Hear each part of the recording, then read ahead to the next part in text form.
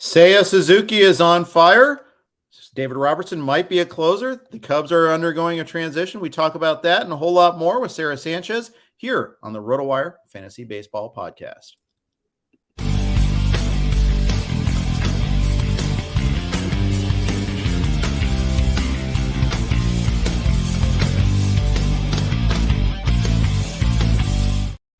Hey everybody, welcome to the RotoWire Fantasy Baseball Podcast, brought to you by WynnBET. I'm Jeff Erickson here, and my guest today is Sara Sanchez.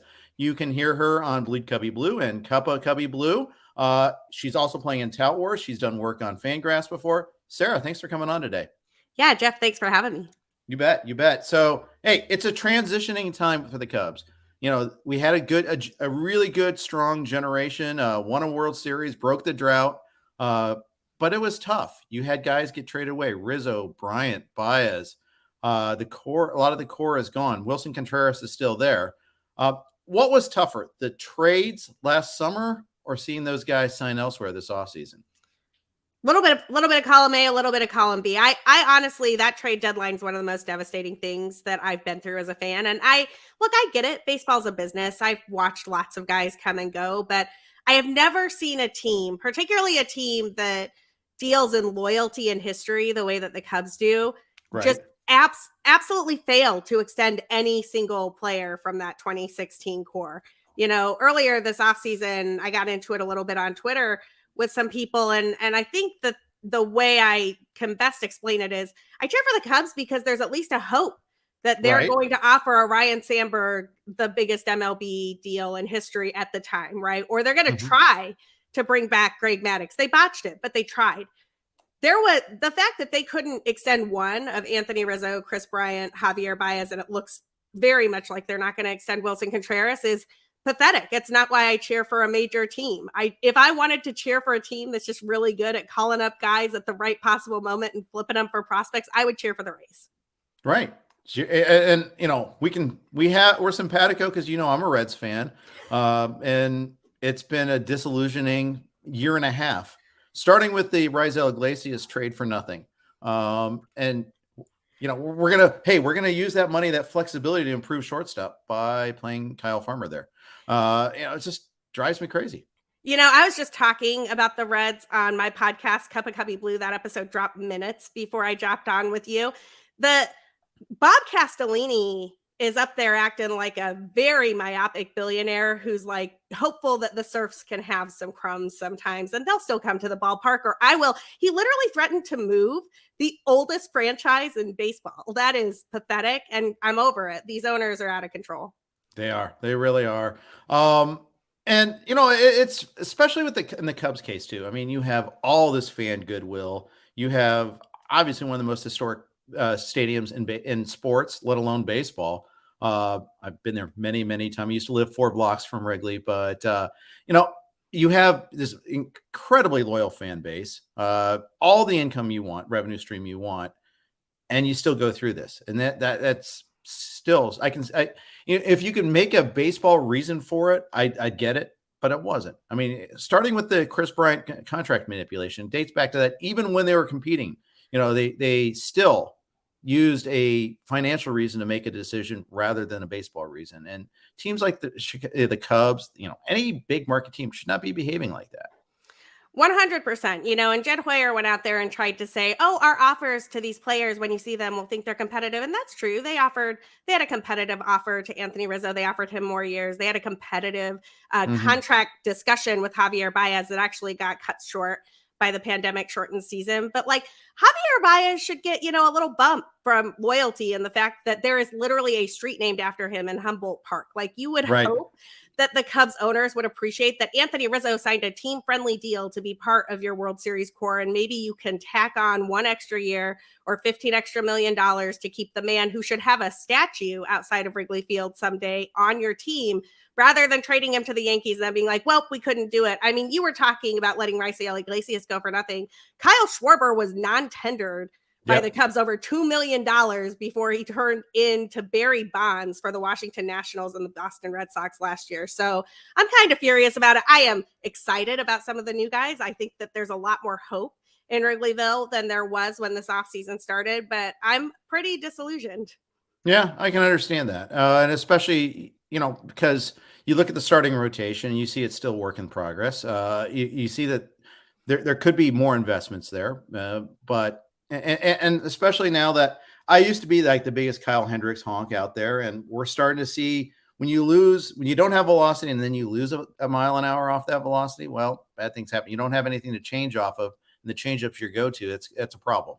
Well, let's start with Kyle Hendricks because a couple of things there are really interesting. He had a great opening day start Yep. against the Milwaukee Brewers. He really looked like Kyle Hendricks of old. And then earlier this week, facing a Pirates team that really is a AAA team, that's not a Major League Baseball team, he could not locate at all. And it was telling to me after the game. Wilson Contreras was asked what happened with Kyle Hendricks, what went on there. And Wilson really didn't want to talk about it. He didn't have any command.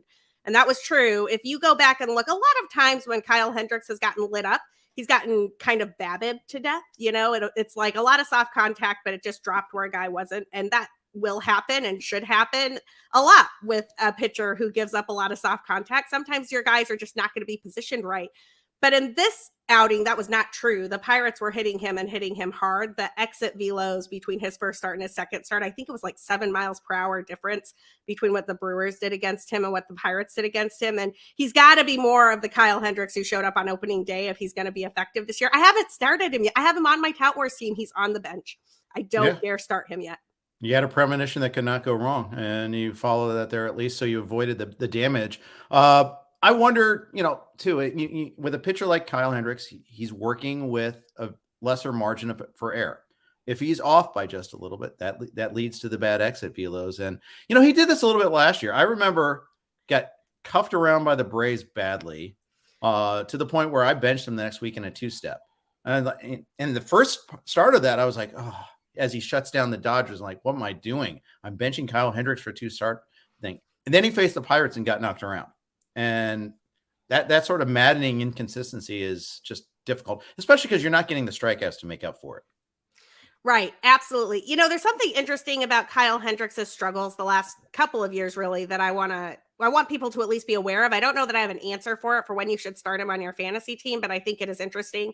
I imagine that if you are a changeup specialist and you're a guy who really needs to locate, the constantly changing baseball is a disadvantage to you in a way that it is not to some other pitchers, right? Like if you're going to get like slightly different movement on a pitch that is already ridiculous and nobody can hit it, I think that's not quite the same impact that happens when you have to pinpoint your location absolutely perfectly in order to get outs like Kyle Hendricks does. And it's kind of what I think, and you would know better than I do, you're a Reds fan, kind of what I think happened with Luis Castillo a little bit last year too. I think that those guys that didn't have that power fastball, didn't have that power slider, really got impacted by the changing baseball a lot more than some other guys. Let alone 2 different baseballs, as Dr. Meredith Wills has uncovered. Yet again, shenanigans from Major League Baseball. It's amazing that we're dealing with that. And every year, and now we have to think about the baseball. God, I've been covering fantasy sports for 25 years, and that never used to be a thing. Yeah, there was there were years where there's the rabbit baseball. There were a couple of years in there. The Brady Anderson year comes to mind. That you're wondering, but it's also conflated with steroids and expansion. There are a lot of different other reasons for that. Now it's like every year, what ball are we playing with this year?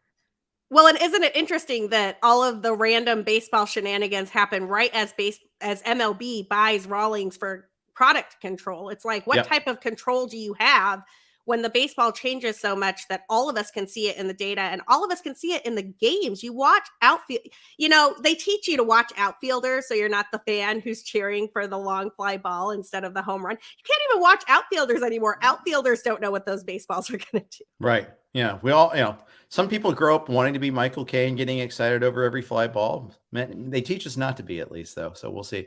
But yeah, I'm not comfortable starting Hendricks. In fact, I don't think I have him in a single league last year after having him in 6 or 7 leagues last year. And it's weird. It's weird not having him. But they liked Kyle Hendricks so much, they went out and they signed a slightly different, slightly younger, slightly faster version of him in Marcus Strowman, another pitch to contact pitcher. Marcus Strowman, they picked up Wade Miley off of waivers, or when I think it was the non-tender from the Reds. I can't remember if it was a non-tender or not.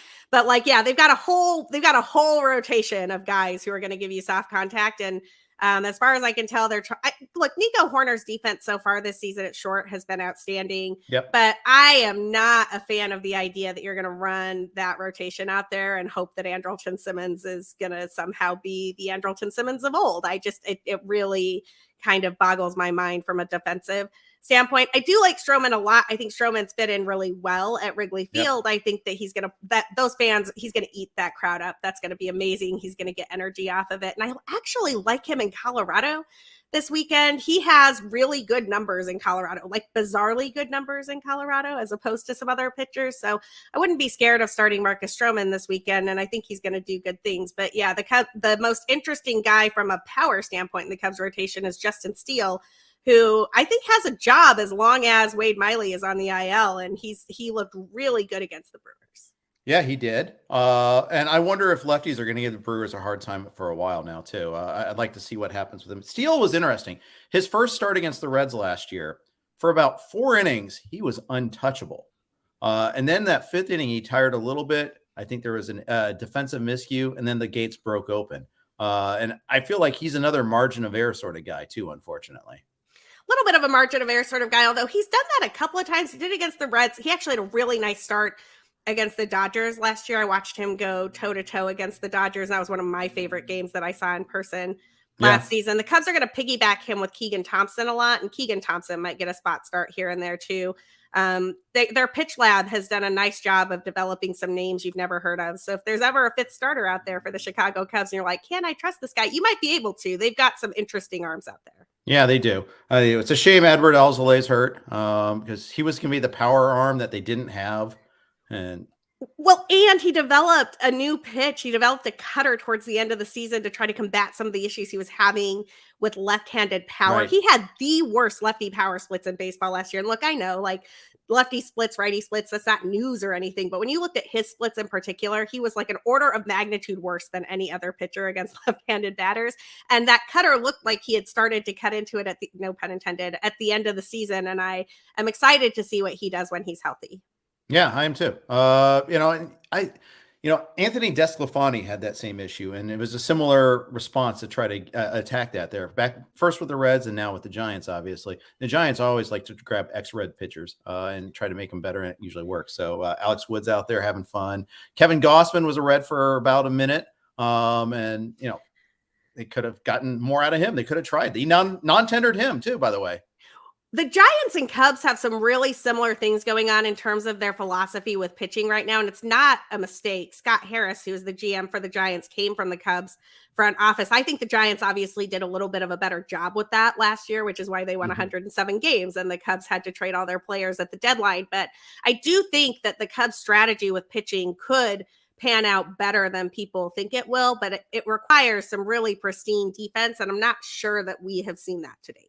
Yeah, I mean, you do have, as you said, Nico Horner, Andrelton Simmons. Hopefully he looks like the Andrelton Simmons of old instead of an old Andrelton Simmons. But we'll see. We'll see about that. They have all this interest. And they're a weird team because they've got these young guys coming up. And then you've got Patrick Wisdom, Frank Schwindel, Rafael Ortega. Not old guys necessarily, but middle age for baseball guys that are finally getting their first chance.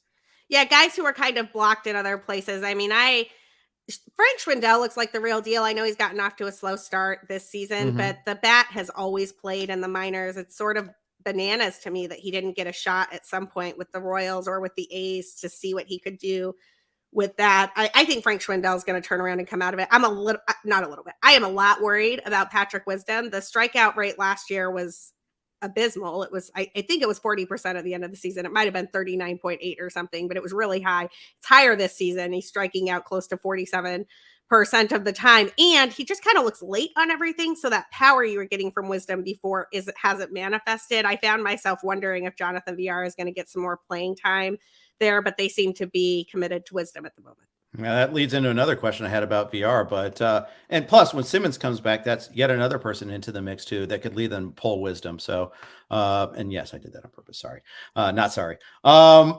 One more pitcher before we talk about one more starting pitcher. And this is a prospect, Caleb Killian. When I saw him in the Arizona Fall League, it was his first outing.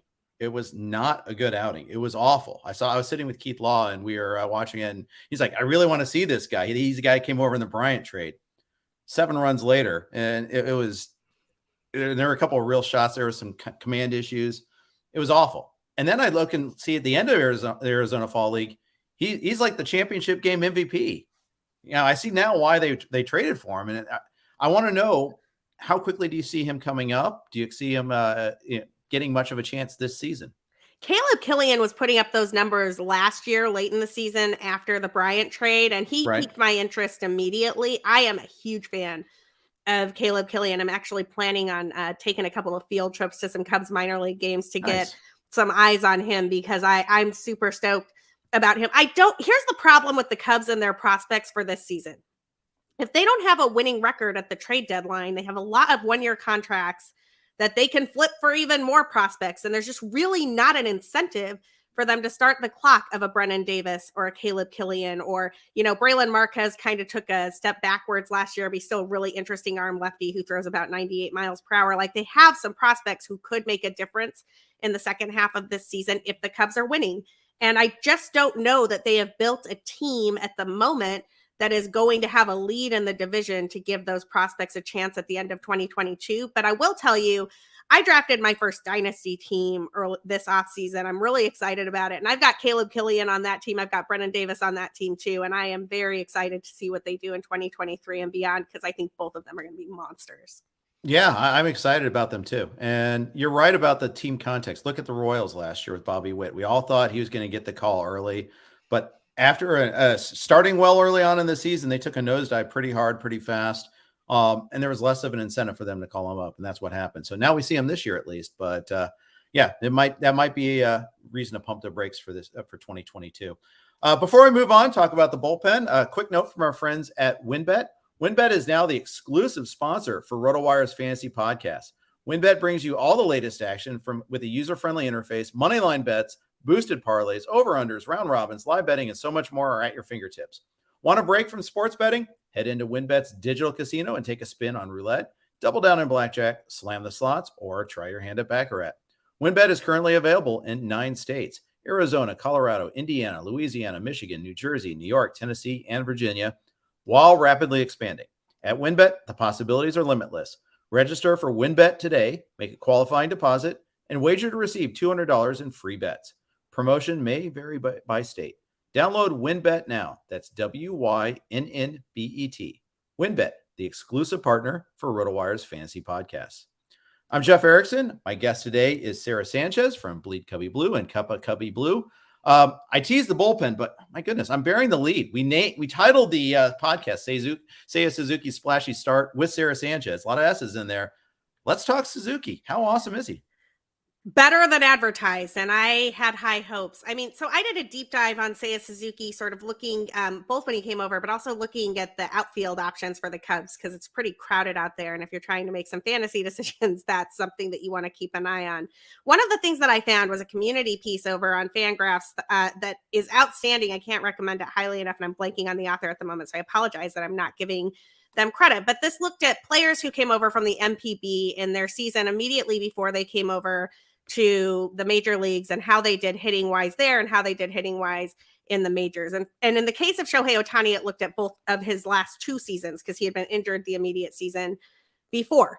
Seiya Suzuki's numbers were better than either of Ohtani's numbers as a hitter. Now, obviously, Suzuki is not a two-way player, so I'm not saying he's the next Shohei Ohtani, but I am saying he might be a better pure hitter than Shohei Ohtani. And if you've watched any Cubs games so far this season, you probably agree.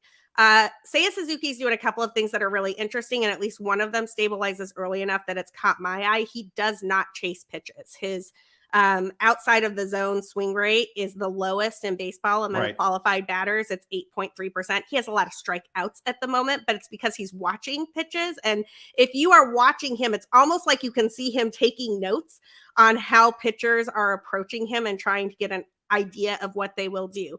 The most impressive thing to me about this is that those first 2 starts against Corbin Burns and Brandon Woodruff, he did not look overpowered at all. Those are two of the best pitchers that Major League Baseball can offer. The Brewers are one of the best pitching scouting teams in the country, in my opinion. They're really good at how they face batters. They're really good at having a game plan for new hitters. And Seiya Suzuki absolutely won that first round against Brewers pitching. He's hitting to all fields. He's hitting home runs to all fields. And he's doing something that Chicago Cubs fans may have forgotten about because it's been so long since we've seen it. But situational hitting with this kid is off the charts. So if there is a guy on second or there's a guy he needs to move over, he gets it done to move the guy over. He hits the sac fly when he's supposed to. It's why he has 9 RBIs in 5 games. He's, I know that RBIs are one of those stats that they're not predictive. And it's not something that we look at like a chase rate or something to see if he's a great hitter, but it does tell you a lot about his baseball IQ and how he approaches the game.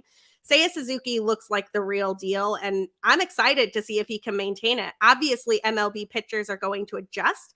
I think Suzuki's going to adjust back. He looks awesome. He does. He really does. I mean, the ball he hit off Peralta was just a monster shot. It was a hanger, wasn't the fastball, but still, nonetheless, it was fun to watch. As you mentioned, Burns, Woodruff, Peralta. That's a nice way to break into the majors, and he handled just fine. Now he gets to go to Colorado. I think he's going to be awesome in Colorado. I can't wait to see what he does in that ballpark. He hit 2 home runs. He had a 2 home run game against the Pirates, and the Rockies are not throwing anyone against Seiya Suzuki that I think is going to overpower him or even be a challenge in the way that Brewers pitching was in the opening series. So I think that Seiya Suzuki could have a really big weekend. Yep. By the way, that Fangraphs article, I think it's Dan Szymborski. I never pronounce his name right, but he's been Dan's been in the sabermetric community forever. Really good follow on Twitter. And does great work at Fangraphs, so check that out. And he actually does some of the projections over at one of the projection machines too, if I recall correctly. Zips projection machine. Yep. Which makes sense because he's got the Z in his last name, and that probably is a clue on how to pronounce his name. But I'll become a little less clueless in the future about that. Okay, so we got Seiya Suzuki. He's awesome. What other things should we be looking forward to on a positive note on the Cubs lineup?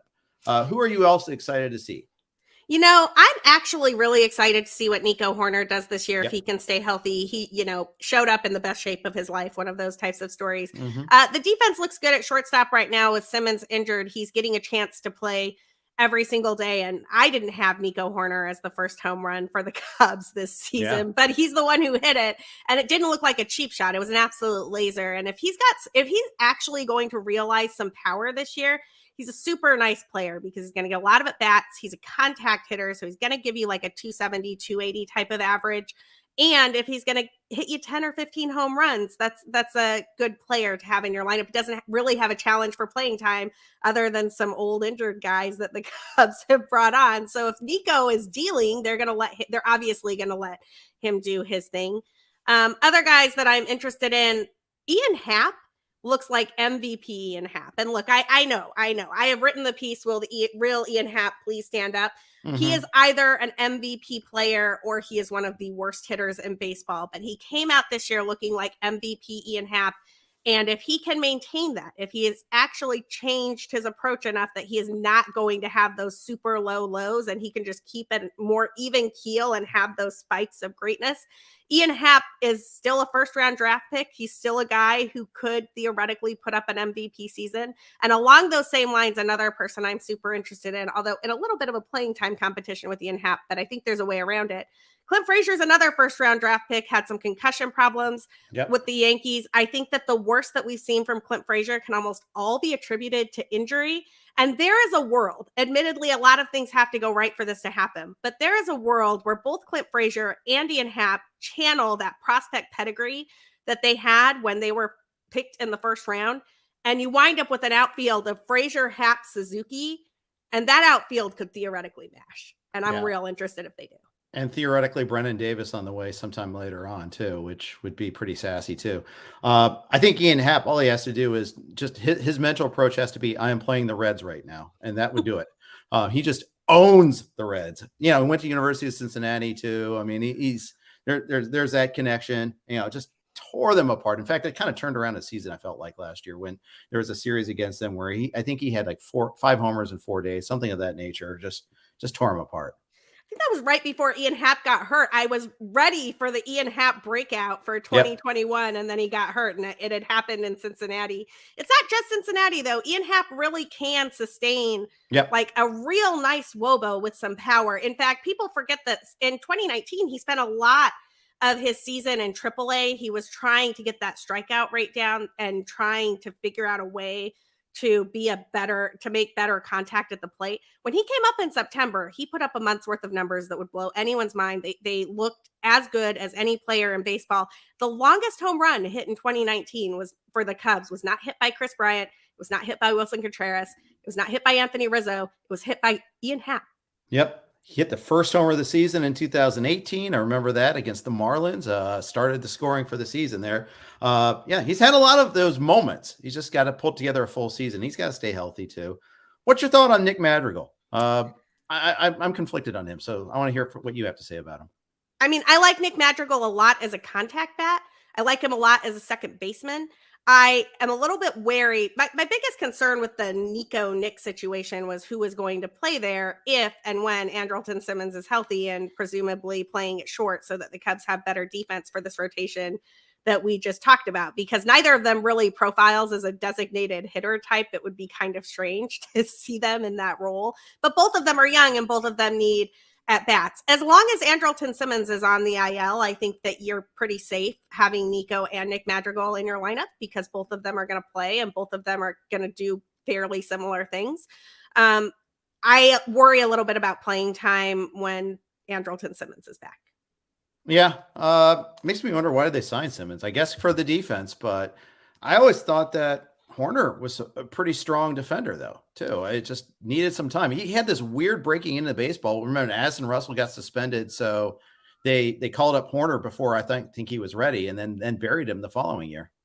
Yeah, he has very few minor league appearances. In fact, if I remember, the AA season had already ended, so Nico Horner got the call up when he was at home on his couch and was told that he basically needed to be at Wrigley in September, and he showed up and was absolutely amazing. I've heard from his college coaches and from other coaches that his approach to the game is just super mature for his age, that he plays older than every level that he's in. So I think that Andrelton Simmons is more of a backstop in case Nico Horner gets hurt. He has dealt with injuries so far in his time in the majors. He's a backstop in case Nico or Nick gets in over their head, because either of those dudes can play a solid second base, and then you would at least have a theoretically plus defender in Andrelton Simmons at short, which the Cubs absolutely need. They can't afford to just throw a AAA guy at short with the rotation that they have. Yeah, that's for sure. Quickly, let's attack the bullpen real quick. David Robertson, is he the guy? I think he is for right now. David Ross is a little bit old school here in that, like, he kind of looks for guys who have saved in the past, and that's who's going to get the save. I will say, I think that Michael Givens is the more electric arm. That funky arm slot that he has is just ridiculous. And, you know, I'm trying to remember who I was just talking to about this on a different podcast, but we were talking about it was my podcast. I was talking to Craig Calcaterra about this when we were talking about his new book. You know, Michael Givens has always played in remarkably hitter-friendly environments. Yes, he has. In Baltimore, he played in Cincinnati. Like, now he gets to play at Wrigley Field, and if the wind's blowing in at Wrigley, Michael Givens is going to have a much more pitcher-friendly environment to see what he can do. And one of the things that jumped out at me, if you read Baseball Prospectus, Mikey Ajedo over there, before Michael Givens signed with the Cubs, had a piece looking at him relative to other relievers. And there's a chart there that he has that shows like vertical angle and where his release point is. And I will not bore all of you with all of the specifics here. But the point is that on this chart, you've got every single reliever kind of mapped out. And the three outliers who are all kind of clustered in this weird zone together are Paul Sewald, Craig Kimbrell, and Michael Givens. And that's an interesting set of company for Mr. Givens. That's definitely an eclectic trio, for sure. And Givens was good with the Reds for a while. Again, the ballpark gets everyone there. He did ultimately end up leading the Reds in saves, despite getting traded there at the deadline. He and Heath Hembry for those trivia masters out there, but 8 saves apiece for them. But yeah, I think he looks good. I mean, gave up the one solo homer. Sure, that happens, but 5 Ks, no walks so far. Like you said, live arm. I like Robertson a lot. I think he's always been good when healthy. He's 20 months removed from TJS now, and he's gotten it done before. I think those are 2 very good arms. I think both are probably better suited to closing than Rowan Wick, despite Wick wanting to be the closer. I agree with you. I'm somebody who was out there as Rowan Wick has the job, but as soon as those other arms were added, I don't think that Wick is the guy anymore. And I think that's good for him. Like, I know he wants it, and I think he's better in a 7th inning role.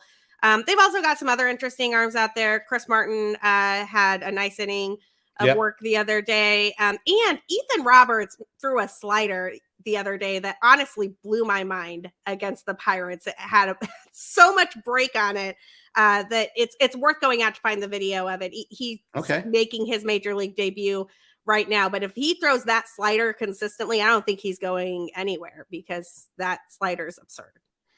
And he's always worked in the bullpen in the minors too. I'm looking at him up right now. I don't know a whole lot about him, but like anytime someone mentions it, okay, gotta check it out. There's certain guys that have been that way that have revealed themselves early on in the season. Sometimes you don't have the bandwidth to get it all in spring training. So like another guy like that, Felix Bautista on the Orioles is another arm that I've seen some like this rising fastball that made Wander Franco miss. And you make Wander Franco miss. That's getting some work done there. So I love hearing names like that this time of year. Yeah, me too. Yeah. All right. We're going to do some news of the day, but first got to take care of some business, a couple of reads, and then we'll get in our Blue Wire sponsor note as well. So hang in for 1 minute here, folks. Bet against others with no fees involved. That's right. No pesky hidden fees to ruin your day. Better Edge is a social betting marketplace where there's no fee on each transaction. Better Edge is a social betting marketplace, and chances are it's legal in your state. We bring back betting to its social roots where you can like, comment, and challenge other users all within the app. Play without getting played at Better Edge. Go to betteredge.com. That's BETTOREDGE.com to sign up today. Thanks to Better Edge. Also from Vivid Seats, baseball is back. That's right, an entire glorious season, all 162 games. And with live events resuming, you can actually be there to catch all the action in person with Vivid Seats.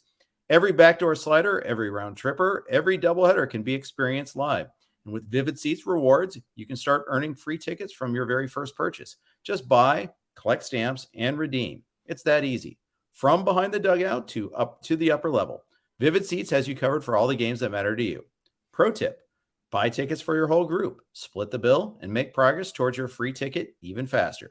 Just visit vividseats.com or download the app today. Vivid Seats.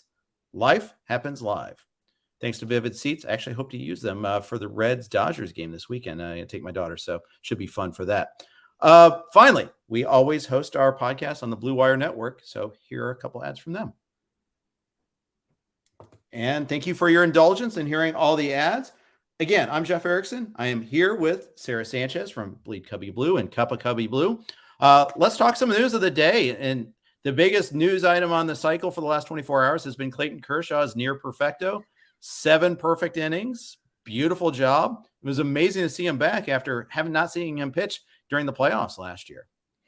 13 strikeouts on 80 pitches is absolutely phenomenal for anyone, but particularly for a guy who's dealt with some injury issues. I have Clayton Kershaw in a couple of different leagues, and I am loving that pickup right now because I got him so late for somebody who can still come out and do that. There's a couple of interesting things about that outing that I want to talk about. The slider usage was up. He really adjusted to do the things that he wanted to do to make sure he was getting guys out. But before I do that, can I just say, I know he's had injury problems. I know the Dodgers have larger ambitions this year. I hate what I'm seeing with pulling guys in no-hitters and perfectos early this season.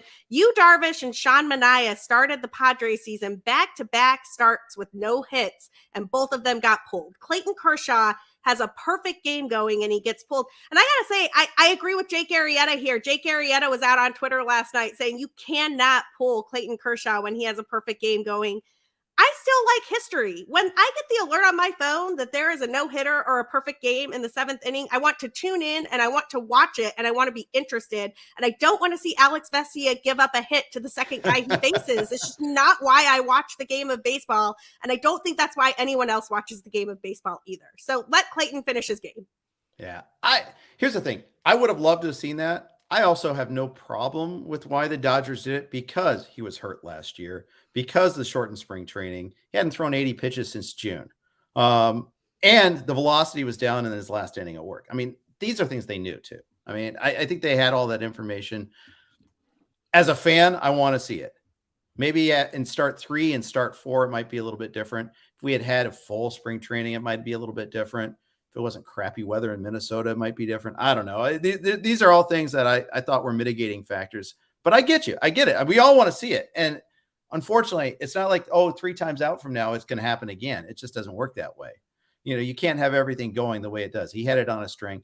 I'm thrilled that he, for at least one start, he looked like the Clayton Kershaw that we know, not the compromised version. I want to say broken because he's still pretty good, even when he wasn't wholly himself, but compromised version that we saw last year. I want to see like full on Clayton Kershaw, even if it's not to the benefit of my fantasy teams.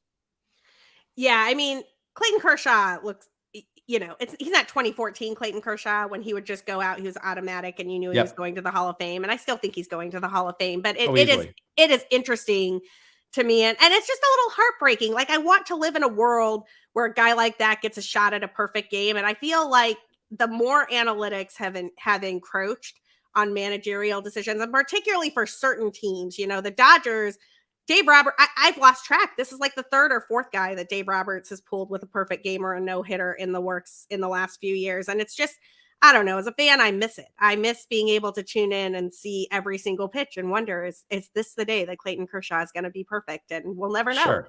That's true. I get it. I don't think this was an analytics decision, though. I think this was a health decision. I think that's different, but you're right. Ross Stripling, I remember, had the no-hitter against the Giants, and I think in his debut, if I'm not mistaken, too. And he got pulled. And his dad afterward thanked Roberts, though, for that. So, I mean, there's always countervailing arguments. Yeah, we always want to see history made. There's only 23 ever perfect games. We saw 3 in the last year. We had one was 2012. We had 3 of them that year. King Felix has the last one too. And my buddy, I play softball with Brendan Ryan. He was on the defensive end of the last out, so that was pretty cool. So that's awesome. Yeah, he also made the last out against Philip Humper that same year. So both sides of that coin as far as that goes. And now I got to tell Brendan tonight at softball that I mentioned him on the podcast. So there's that too. But other stuff. Vlad Flygarrow Jr. was amazing last night. What a laser show. So anytime you're hitting multiple home runs off of Garrett Cole, I am interested. But then he hits the 3rd home run. I think it landed in the 2nd deck. I saw a tweet. He had like 1,268 feet of home runs yesterday. And he was kind of stepping around the base paths in the Bronx. The Boo Birds were raining down. I love Vladito. He's one of my favorite players to watch. I don't have him anywhere, mainly because every time I was in that sort of like 6 to 9 spot of a draft and I did a mock of it, I couldn't get the team I wanted building around Vlad. I needed to get steals, or I needed to get a third baseman there. Or I needed to get pitching. Like I had problems with every build I did in a mock where I started with Vlad, but he's a tremendously exciting player. I love this Blue Jays team, although I'm a little heartbroken that it looks like we've lost Teoscar Hernandez for a little bit. Yep. That was crushing for me. I do have Teoscar on a couple of teams, but yeah, that light show from Vlad was stunning and incredible. And I also loved the tweet from his dad saying the kid is on fire, which I just thought was great. Yeah, that was awesome. He also had that laser double down the right field line too. And the pitchers he did it against, Cole and Loizaga. I mean, Loizaga is awesome. And hit that one in the 2nd deck there. It was beautiful. Yeah, I can't remember if I have Loizaga on my Tout Wars team, which is a saves and holds league, or if I targeted Loizaga and just missed on him. But you're absolutely right. Loizaga has nothing to sneeze at either. If you're in a saves and holds league, he's definitely on somebody's roster. You have him. Yeah, he's likely unavailable. I'm looking at the roster now. You got him. I have him in like both NFBC main event leagues. I think he was active on both teams this week. So yeah. Well, it was a solo shot. It's fine. Yeah. We're both going to wear that home run. It's okay. It's all good. It's all good. Speaking of Tout Wars, you're doing Tout Wars for the first time this year. You're doing the saves plus holds league, and it's OBP instead of batting average. It's also innings pitched instead of wins. How'd the draft go? How do you like your team so far? I absolutely love how the draft went. I did a lot of planning and mocks with that to make sure that I had a strategy going in that I felt like I could execute and that the players would be available to put together the team that I wanted. Really love the alternate scoring format. I'm more of an analyst by trade than a fantasy person. I mean, I've played in a lot of different leagues over the last few years. I'm in Glarf, in the Earth League, and some other places, but this is, definitely stepping it up a notch to be in that Tout Wars league against Alex Fast is in that league. Chris Towers is in that league. Jen is in that league. Like lots of really great people who I'm like, oh my gosh, I'm a little starstruck. No, love the draft. Wanted Devers, Burns, and then I wanted a source of steals that could play second base. And I think I managed to pull all of that off. I actually think I overshot on saves and holds pretty considerably. So I've got to do a little bit of adjusting there, but I wanted to see where people would wind up. And frankly, saves are one of the big question marks in the league. So I didn't want any question marks there when I was on draft day. But the team itself, I could use a little bit more flexibility. Definitely still getting used to the On-Roto platform. Yep. It's my first time using it, but so far so good. And we'll see how it goes. I'm feeling okay about it. Yeah, and it's fun. It's fun to play in alternate formats, especially like if you don't have to chase saves. You don't have to have the inflation that we usually get. Liam Hendricks and Josh Hader went in the 5th round of this draft, not in the 2nd or 3rd that we've been seeing all season, draft season long. And as someone who I'm trying to adapt to the new reality, when the saves are more concentrated in a certain number of pitchers, you have to make that decision. Do you want to get one of them or not? And it's tough being on the not side sometimes, but saves plus holds, no problem. That takes away that problem for me. Giovanni Gallegos, come on down. You'll get a save or a hold. I don't care. Yeah, I think my biggest regret right after that draft was that I had drafted Michael Fulmer with my second to last pick, and Chad Green was still available. And I thought that was a bit of a mistake because I definitely would have taken Green over Fulmer if I had realized it. But honestly, if that's the question mark coming out of your draft, that's a pretty good draft. Man, I messed up my 28th round pick. I don't know what I'm going to do with myself. Yeah, but I'm looking at your team. Corbin Burns, Rafael Devers. That's a fun turn. And you had to draft 12th because rookie hazing. I'm new. Yeah, but the new people towards the end. You and Matt Truss are new to the league. But that's a heck of a start. Oh, it's a great start. And Burns got roughed up by the Cubs, which honestly I wasn't that sad about. I will say, if you had shown me just like the lines for Corbin Burns and Kyle Hendricks on opening day, not put the names on them, I would have definitely reversed those. I would have thought that Hendricks was Burns and Burns was Hendricks. I think Burns is fine. There's nothing in his peripherals or his velocity or anything going on there that leads me to believe it was anything other than just a bad start on a really cold day at Wrigley Field. So I love that start. Really love Devers and didn't want to mess around with third base, frankly. Like I felt like every time this draft season that I let third base slide past the 5th or 6th round, I wound up with some guys that I didn't like nearly as much. Right. It's been a topic we've been covering all year is like, what do you do at third base for sure? And plus Devers is fun. He's just fun. You saw him turn on that Garrett Cole fastball on opening day and like, yes, more like that, please. Plus you have the ultimate fun player in Wander Franco too. Nick Castellanos in Philly is fun. Well, Wander Franco in an OBP league is just a steal, in my opinion. I think that he's an on-base guy, and even if you're a little bit worried about his batting average, I think in an OBP league, Wander Franco can definitely play. This is the only league where I got both Nick Castellanos and Kyle Schwarber, and we did the draft before we knew they were going to be Philadelphia Phillies, but I am thrilled with that. They were both targets of mine. I didn't get them in a lot of places because they went higher than I was able to draft them. Like I was going to take them on my next pick and they went right before me. But in this league, I have them both. And man, that Phillies team is just going to rake. They're going to a raking lineup. They're going to rake and they're going to drop. They just don't watch them play defense, or do if you like that, if you want a fan of farce. So that's all that. Poor Alec Boehm the other day. Oh, he was just miserable, but it's going to happen to all of them at some point in time. They have a lot of guys who have all been projected to be designated hitters at various points in time. That's right. And by the way, Boehm's getting on base almost every single time, so don't cry for him too much there. But that was just a tough watch. But Schwarber in Philly, please stay healthy. That's all. I love Schwarber in Philly for a couple of reasons. That home run he hit to open the season was just perfection. But, Kevin Long at the Nationals was really the person who helped him turn around what the Cubs had never been able to do and unlock that next level of hitter in him in 2021.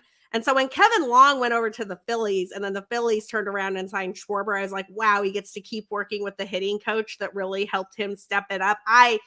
I think Schwarber has a 40 home run season in him, and I wouldn't be surprised to see him just blow well past that and hit like 45. Sure, I can see that too. And Castellanos too. I mean, we were all talking about, well, Castellanos isn't going to be in Cincinnati anymore. Well, Philly's a pretty good landing spot too, ballpark wise, lineup wise. Hitting behind Harper, man, that's tough. I don't know. Can you handle that? I don't know, but it's just a merciless on base percentage onslaught too. Yep. It's like these are guys who mash, but they're also guys who get on base. I pity the pitchers in that part. Yeah, NL East just got a lot harder, that's for sure. Although Tyler Mcgill shut him down, and Tyler McGill's looked great in 2 outings so far. I picked up Tyler Mcgill on waivers in a couple of different leagues, and I'm very glad I did. He's been one of my best pitchers so far this season. He looks incredible and he looks comfortable. A lot of times you get called up to like fill in for a Jacob deGrom and the moment can overwhelm you, and it has not overwhelmed Tyler Mcgill at all. He's got that, he's got that huge, so tall, like when he releases the ball, you're kind of like, oh my God. I love Tyler Mcgill, and I doubt he's available anywhere right now, but if he was, just snatch him up right now. Well, and maybe not, but maybe you trade, Todd Zola used to call it buy high, because, the generic, basic, very good fantasy advice is buy low, sell high, buy the dip, buy when there's blood in the streets, whatever phraseology you want to do. And that's generally good advice. But I think sometimes with these breakout guys, you can do what people say, you're buying high, but you're actually not paying full price. When you see a guy that's a breakout guy, I remember Jose Bautista, the year he broke out. He's my canonical example I use all the time. No, he's not just this good. He's that good, and he's going to stay that good for a while. And you can get him still for like a year and a half after his breakout. You could still get him underpriced. Yeah, that's a great point. I think that lots of people don't recognize how good Tyler Mcgill can be for a sustained amount of time because he wasn't projected to be part of the starting rotation at first. But I think he's going to be, and I'm here for it. That Mets pitching staff is really quite a bit of fun. It is. And now Taijuan Walker's hurt. So that provides the avenue if and when deGrom comes back, but I don't think it's coming anytime soon either. I think Miguel's pretty well ensconced. I think it's going to be hard to get him out of there. Eloy Jimenez did not start today after hurting his ankle yesterday in the rain. Man, he was off to such a nice little start, hit that massive homer yesterday against Robbie Ray. I'm a big fan of Eloy, but I'm starting to worry. Is he injury prone at all? I think Eloy might be injury prone, but the Chicago news types have said that he got good news. He's feeling fine. He had a good night's rest, and he didn't get any bad news about that ankle, so he should be back soon. I think the bigger problem is that this is now a continual issue for him, right? I mean, that pectoral tear last year when he was, I don't even know what he was doing. It was like, why are you trying to steal home runs at the last couple of games of spring training? I had Eloy on my TGFBI team last year, and Eloy and Starling Marte and Marcelo Zuna. I mean, it was just like a crush of like, and that guy's gone, and that guy's gone. I think I lost like my top 5 picks at one point in time. So I think Eloy is great. I think Eloy hits like the natural. I actually watched him do that move when he was in the minor leagues. He literally hit out the light tower down the line. I just don't know if he can stay healthy. Yeah, it's a concern. And right now, all the White Sox, it seems like that's a concern right now. It's every day there's a new one. Yeah, and particularly for their pitching staff, I'm pretty worried about it because the Royals and Tigers are not the bottom dwellers that they once were in that division. Losing Lance Lynn was a huge blow for them, particularly since they didn't re-sign Carlos Rodon. And like, I love Lucas Giolito, but you've got to have some people behind him doing some things. And right now, there's a lot of question marks in that White Sox rotation for me. I mean, when you're turning to Vince Velasquez as your home opener, I mean, that's your sign right there. It's a good lesson in needing to build depth. We talked about Tyler Mcgill. I mean, ready to step in right away. You need that sort of depth. And the thing with Rodon is okay, it's one thing not to sign him to a 3-year deal or a 5-year deal, but give the qualifying offer, for crying out loud. Worst thing that happens is he takes it. There's not a bad 1-year deal out there. Right. I mean, 1 year of Carlos Rodon would have been great for them, right? Like Yeah. the man, he looked incredible in his first start for the Giants. And instead they're sitting there like you kind of wonder, like, is Michael Kopech going to get some starts? What's going to happen with Ronaldo Lopez? And those are live arms. They're interesting arms. I've watched them a lot and they're fun, but it's not quite the same as having a rotation that is anchored by Lynn, Rodon, and Giolito. And right now they don't have 2 of 3 of those guys. Yeah. And they're counting on Kopech to get stretched out. Now it's not just hey, it'd be great if he threw 150, 160 innings. It's like, we need you to throw 150 to 160 innings. And that's a big difference there. Absolutely. Yeah. So we'll see about that. I know it started as a Cubs cast. We ended as a Sox cast there, but you just dropped a new podcast. Tell everybody about it.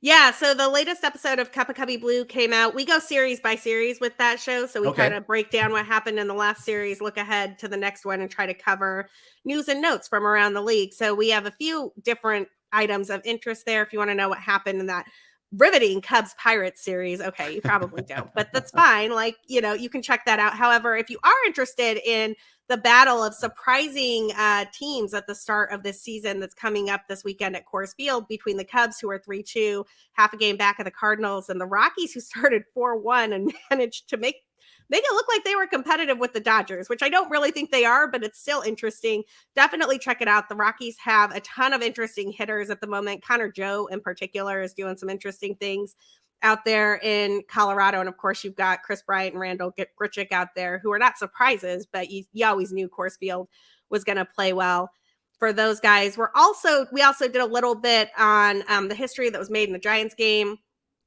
earlier this week when Alyssa Nakken made her coaching debut. It's the first baseball card I have ever bought. I have a Topps card commemorating Alyssa Nakken's debut, and I'm pretty excited about it. And a little bit on the MLB streaming deals, which frankly I think are probably the worst idea that amongst the worst idea that MLB has ever had. Fans have spent years saying, hey, we just want to be able to watch games without blackouts, make it easy for me to predict when and where I can watch my team. And instead, MLB has decided to grab a slew of random games and throw them on Peacock Premium or Apple Plus or Amazon Prime or anywhere else that you may not already have a subscription to. This league is trying to extract more money from the fans who already watch it. And I already pay quite a bit of money for my MLB TV subscription. I don't necessarily want to tack on $20 more a month so that I can hopefully catch the random game of the week on whatever.